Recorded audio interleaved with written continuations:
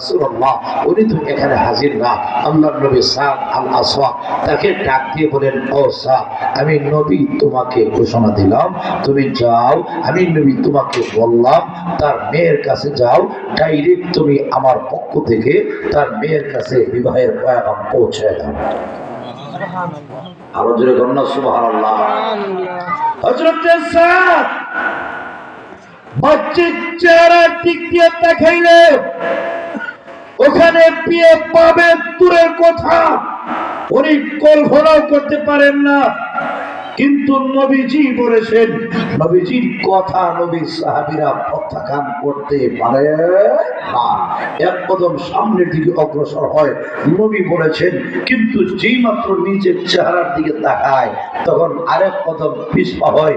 এইভাবে সব করতে করতে ডাইরেক্ট আমর ইবনে ওয়াহাব সাকাফির বাড়িতে পৌঁছে গেলেন। আমার প্রাণের ভাইয়েরা, আওয়াজ দিলেন, আমর ইবনে ওয়াহাব সাকাফি বাড়িতে আসেনি, উনি বের হইলেন। বের হওয়ার পরেই নবীর কালো সাহাবী সাদ ডাক দিয়ে কয়, আগেই বলি শোনো, আনা রাসূলুল্লাহ, আমি কিন্তু আসি নাই, আমি আসছি না, আমার নবী আমাকে প্রেরণ করেছেন, আমি নবীর পক্ষ থেকে বার্তাবাহক, নবী আমাকে প্রেরণ করেছেন তোমার সুন্দরী মেয়েকে আমার কাছে বিবাহ দেওয়ার জন্য। এমনি আমর ইবনে ওয়াহাব সাকাফি উনি পা থেকে নিয়ে মাথা পর্যন্ত অল বডির দিকে তাকায় দেখেন এমন একটা ছেলে, কাপড়ের অবস্থা ভালো না, বাহ্যিক চেহারা ভালো না, সব দিক দিয়ে দুর্বল, কোনো কোয়ালিটি নাই, তার কাছে আমার সুন্দরী মেয়েটাকে তুলে দিব, এটা কেমন হয়? এমনি ডাক দিয়ে কয়, তোমার মতো কালো ছেলের হাতে আমার মেয়েকে তুলে দিতে পারি না।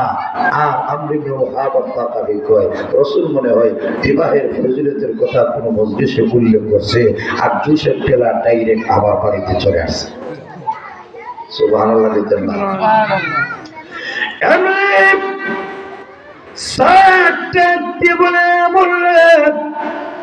বিয়ে দিলে দেওলাইলে নাই, কোনো আপত্তি নাই।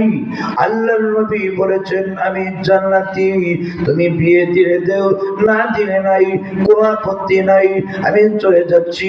এমনি মেয়ে সবগুলি কথা পর্দার আড়াল থেকে শুনতে পাচ্ছিলেন। মেয়ে তখন ডাক দিয়ে বলে, যুবক রে, আল্লাহর নবী কি সত্যি প্রেরণ করেছেন আমাকে বিয়ে করার জন্য? হ্যাঁ, আল্লাহর নবী সত্যি প্রেরণ করেছেন। আল্লাহর নবী যদি প্রেরণ না করতেন আমি কখনো তোমার দরবারে আসলাম না।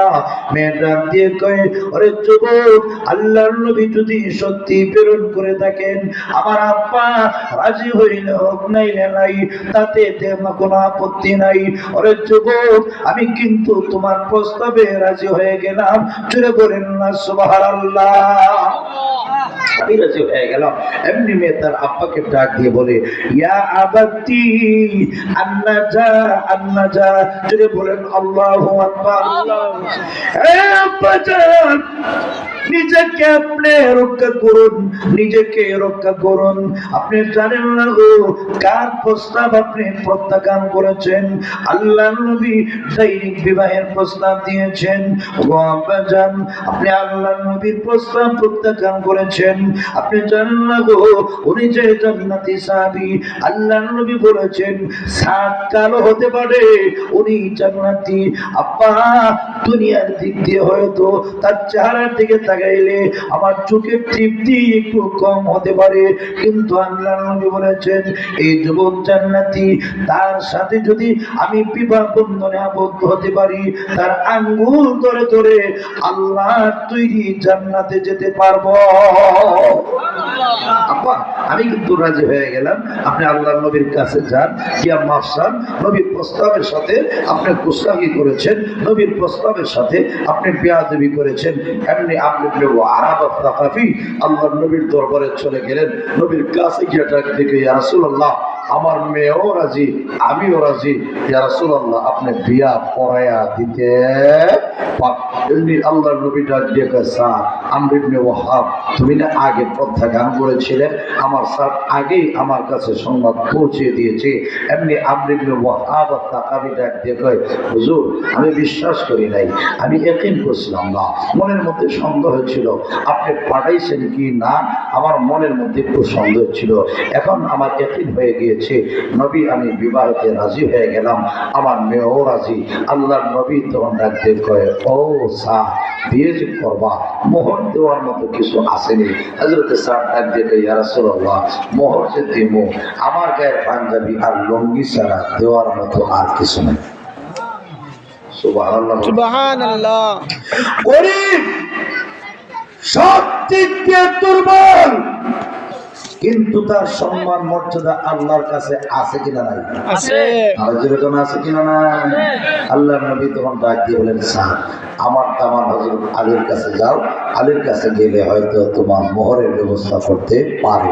আলীর কাছে গেলেন, উনি আল্লাহর নবীর কাছে যাওয়ার আগে, আল্লাহর নবীর কাছেই যাওয়ার আগে নবীজি বিবাহ পড়ায় দিলেন, মোহর নির্ধারণ করলেন 400 দিরহাম। হযরত আলীর কাছে যাওয়ার পরে উনি 200 দিরহাম দিলেন। রাসূল ডাক দিয়ে বলেন, আমার আরেকজন দামান আছে উসমান গনি, ওনার কাছে যাও। ওনার কাছে যাওয়ার পরে উনি দিলেন আরো 200 দিরহাম, 400 দিরহাম। নবী আবার ডাক দিয়ে কয়, আরেকজন সাহাবীর কাছে যাও, ধনী সাহাবী আব্দুর রহমান ইবনে আউফ রাদিয়াল্লাহু আনহু, ওনার কাছে যাও। ওনার কাছে যাওয়ার পরে উনি দিলেন 200 দিরহাম, টোটাল 600 দিরহাম।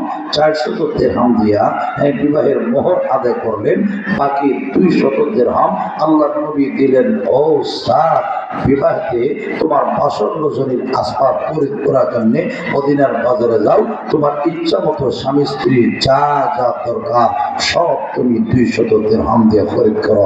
জোরে আওয়াজ দিয়ে বলেন সুবহানাল্লাহ।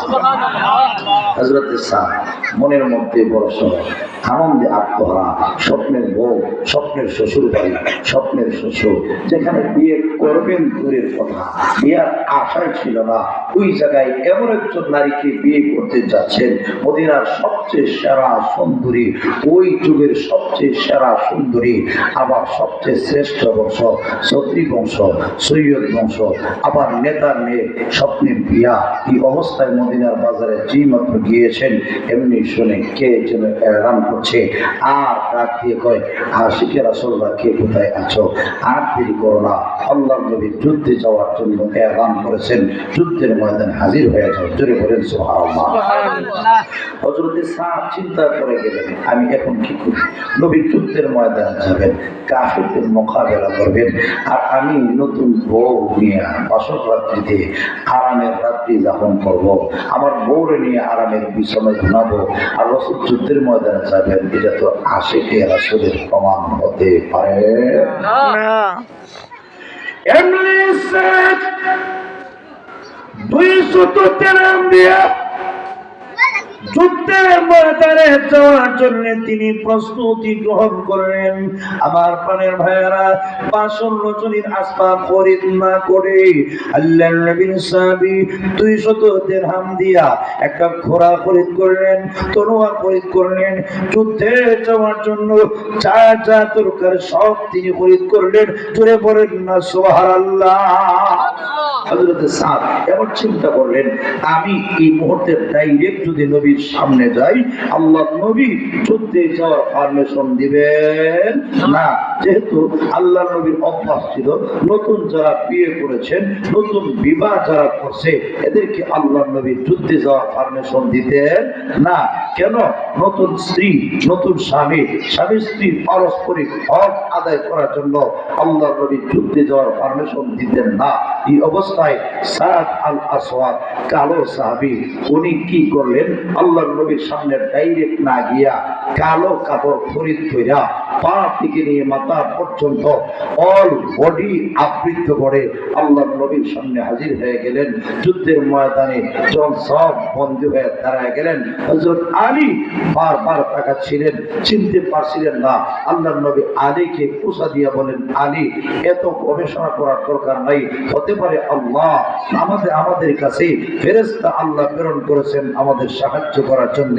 আমার ভাইয়ারা, হযরত সাদ আল আসওয়াদ কালো সাহাবী, যুদ্ধ শুরু হয়ে গেল। যুদ্ধ করতে করতে আল্লাহ নবীর সাহাবী জীবনটা উৎসর্গ করে দিলেন, উনি শাহাদাত বরণ করলেন।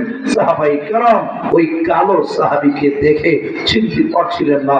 আল্লাহ নবী দেখে চিনে ফেললেন, আরে এই তো আমার কালো সাহাবী সাদ, এই তো আমার কালো সাহাবী সাদ। আল্লাহ তোমার দ্বীনের জন্য, তোমার জন্য, তোমার নবীর জন্য 52 জনের জাফন করে নাই। আল্লাহ স্বপ্নের শ্বশুর বাড়ি ছিল, স্বপ্নের বউ ছিল, স্বপ্নের শ্বশুর ছিল, সব বাদ দিয়ে আল্লাহ তোমার দ্বীনের জন্য নিজেকে উৎসর্গ করে দিছে। ও খোদা, তুমি নিজে তার উপযুক্ত বদলা দিও। জোরে আওয়াজ দিয়ে বলেন সুবহানাল্লাহ। এমনি আল্লাহ নবীর সাহাবী হযরত সাদকে দাফন করার জন্য যখন নিয়ে যাওয়া হচ্ছিল, আল্লাহ নবী হঠাৎ করে মুচকে হাসি দিলেন। রাসূলের আরেকজন সাহাবী, যার নাম আবু লুবাবা রাদিয়াল্লাহু আনহু, উনি তাকায় দেখেন আল্লাহ নবী মুচকি মুচকি হাসতেছেন। আবার কিছুক্ষণ পরে আল্লাহ নবী লজ্জায় যেন চেহারাটা ফিরিয়ে নিলেন।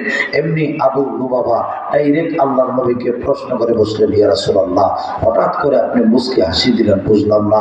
আবার হঠাৎ করে লজ্জায় চেহারা ফিরিয়ে নিলেন, নবী গো, তার কারণটা কি? আল্লাহ নবী বিশ্ব নবী রাহমাতুল লিল আলামিন তখন ডাক দিয়ে বলেন, ও সাহাবীরা শোনো, আমার কালো সাহাবী সাদ দুনিয়ার স্ত্রীকে বিসর্জন দিয়েছে আল্লাহর খুশি করার জন্য, তার নবীকে খুশি করার জন্য, দ্বীনের জন্য তার ক্ষুদ্র জীবনটা উৎসর্গ করার কারণে রব্বুল আলামিন খুশি হইয়া দুনিয়ার সাধারণ নারীকে বিসর্জন দেওয়ার কারণে আল্লাহ জান্নাত থেকে হুর পরি তাকে স্বাগত জানাইবার জন্য পাঠিয়ে দিয়েছেন।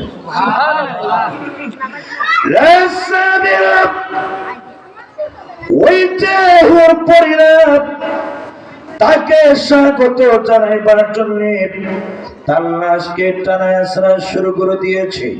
আমি নবী এই দৃশ্য দেখে মুসকি মুসকি হাসছিলাম। আবুল লুবাবা রে, হঠাৎ করে তাকে দেখি একজন হুরপুরি তার লাশকে টানায় হাসরা করতে গিয়ে হাঁটুর উপরে কাবম উঠে গিয়েছে। এই দৃশ্য দেখে আমি নবীর খাইরতে বাধা দিয়েছে।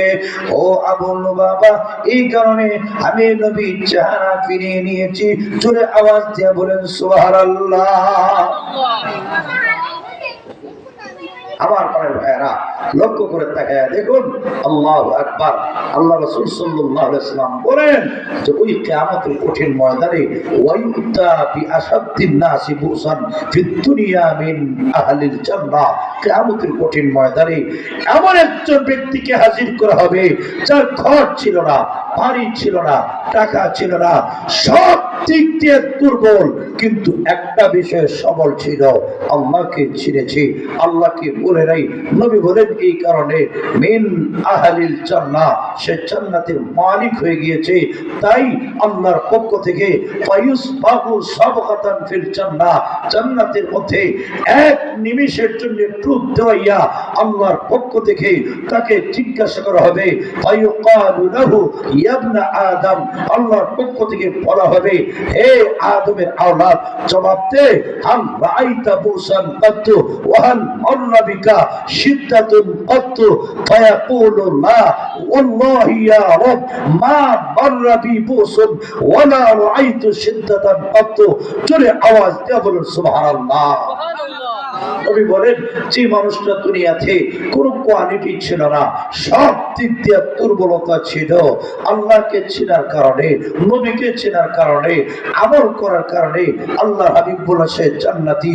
এই অবস্থায় ফায়ুসবাকু সাবগাতান ফিল জান্নাহ, জান্নাতের মধ্যে এক নিমিষের জন্য ডুব দেওয়াইয়া আল্লাহর পক্ষ থেকে তাকে জিজ্ঞাসা করা হবে, হে আদমের আওলাদ, জবাব দে, হাল রাআইতা বুসান কাত্তু ওয়া হাল মাররা বিকা সিদ্ধাতুন কত, জীবনে কোনোদিন অকল্যাণ দেখেছ? জীবনে তোমার পার্শ্ব দিয়া কষ্ট, যন্ত্রণা, মুসিবত, নির্যাতন অতিক্রম করেছে যে মানুষটা দুনিয়াতে ভালো করে খাইতে পারে নাই, ঘুমাইতে পারে নাই, ভালো ফ্যামিলিতে বিয়ে করতে পারে নাই, সুন্দরী নারীকে বিয়ে করতে পারে নাই, কোনো মজলিসে কথা বললে ধমক দিয়া তাকে বসায় দেওয়া হয়েছে, কিন্তু আল্লাহকে চিনার কারণে, নবীকে চিনার কারণে, আল্লাহর বিধান অনুযায়ী তার জীবনটা পরিচালিত করার কারণে এক সেকেন্ডের আরাম পাইয়া জবাব দিব আল্লাহ ফায়াকুলু লা ওয়াল্লাহি ইয়া রাব মা মাররা বি বুসুন ওয়ালা রাআইতু শিদ্দাতান কাত্তু। আল্লাহ তোমার নামের কসম করে বলছি, আল্লাহ জীবনে কোনোদিন আমি অকল্যাণ দেখি নাই, জীবনে কোনোদিন কষ্ট, যন্ত্রণা, মুসিবত আমার পার্শ্ব দিয়া অতিক্রম করে নাই। এক সেকেন্ডের আরাম পাইয়া সারা জীবনের কষ্টের কথা ভুলে যাবে। জোরে আওয়াজ দিয়া বলুন সুবহানাল্লাহ। হাজিরিন কেরাম, এই কারণে আমরা যদি আমাদের এই 60 থেকে 70 বছরের জীবনটাকে সুন্দর করতে পারি, নবীর তরিকা অনুযায়ী আমাদের জীবনটাকে যদি পরিচালিত করতে পারি, মনে রাখবেন রব্বুল আলামিন শান্তির মহাকেন্দ্র জান্নাত প্রস্তুত করে রেখে দিয়েছেন। কিন্তু এই ক্ষুদ্র জীবনে দুনিয়ার সামান্য নাজ নেয়ামত পায়া যদি মালিককে ভুলে যাই, আল্লাহকে ভুলে যাই, নবীর তরিকা অনুযায়ী আমাদের জীবনটাকে পরিচালিত না করি, তাহলে আফসোস করা ছাড়া আর কিছুই হবে না। এই কারণে আমাদের জীবনটা বড় দামি। কেন জানেন? ওয়াল আসরি, আল্লাহ বলেন অমানুষ সূরা আসরের ব্যাখ্যা উল্লেখ করা হয়েছে যে তার কয়েকটা ব্যাখ্যার একটা ব্যাখ্যা হইল অমানুষ তোমার লাইফের কসম, তোমার জীবনটা বড় দামি, বড় মূল্যবান, বড় গুরুত্বপূর্ণ। এই জীবনটাকে যদি হেলা দোলা নষ্ট করো, আফসোস করতে হবে। বরফের চাকা দেখবেন সঠিক টাইমে নিয়ম অনুযায়ী যদি কাজে না লাগানো হয়, বরফের চাকা যেরকম গল্লা শেষ, ঠিক তেমনি ভাবে আপনি আমার জীবন যদি আল্লাহর বিধান মতে নবীর তরিকা অনুযায়ী আমাদের জীবনটাকে পরিচালিত না করতে পারি, আমাদের জীবনটাও বরফের চাকার মতো বেকার গলে গলে শেষ হয়ে যাবে, কোনোই কাজে আসবে না। এই কারণে ভাইয়েরা আমার, মরণের আগে আগে মরণের সামান্য প্রস্তুত করা চাই। মালিকের পক্ষ থেকে হিসাব নেওয়ার আগে আগে আমরা যার যার হিসাবটা নিজে করে নেই। হাসিবু কাবলা আন তুহাসাবু, মালিকের পক্ষ থেকে হিসাব নেওয়ার আগে আগে নিজের হিসাবটা নিজে করে নেই, তবেই আমাদের জীবন সফল হবে। আল্লাহ আমাদের সবে নবীর তরিকা মতে আল্লাহর বিধান অনুযায়ী এই ক্ষুদ্র জীবনটারে পরিচালিত করার তৌফিক দান করো। সকলে বলি আমিন। ওয়া আখিরু দাওয়ানা আলহামদুলিল্লাহি রাব্বিল আলামিন। শরীফ সাল্লাল্লাহু আলা সাইয়্যিদিনা ওয়া মাওলানা মুহাম্মদ ওয়া আলা আলিহি ওয়া আসহাবিহি